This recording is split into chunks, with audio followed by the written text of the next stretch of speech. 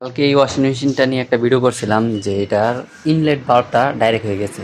যখন আমি power on করতাম তখনই আপনাদের মানে এটা একদম আলাতল চলতো আর কি, ডাইরেক্ট হয়ে গেছিলো। তো আমার কাছে একটা পিসিবি ছিল, ওইটাতে আমি আপনার BT 134 যে ট্র্যাকটা আছে ওইটা লাগাইছিলাম, কিন্তু ওইটা হয় নাই। তো এরপরে এটার যে অরিজিনাল যে পিসিবিটা, এটা আজকে সকালে ওঠার পরে এই যে দেখুন এখানে লাগাই দিছি। আপনার এটার সেম মানে 100 BT 134 ওইটা লাগাই নাই, একটা পুরাতন খুইলা এই যে দেখুন এখানে লাগাই দিছি। সেম সেম মানে একটা পুরাতন খুইলা লাগাই দিছি। এখন তো চলুন আমরা দেখি আসলে এটা কি চলে কিনা।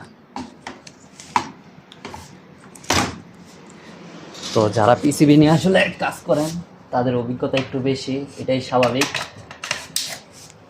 তো আমি যেহেতু পিসিবি নিয়ে ওই রকম কাজ করি না, আমার অভিজ্ঞতা কম থাকবে, এটাই স্বাভাবিক। তো আমি পেন মিটারটাও নিয়ে নিলাম, ভোল্টেজের মাঝে দিলাম। এই যে দেখুন এখন পাওয়ার অন হয়েছে, এবিসিটার পাওয়ার অন হয়েছে। তো আগে যখন পাওয়ার অন দিতাম তখন দেখতাম যে সাথে সাথেই আপনার 220 এখানে চলে আসতো।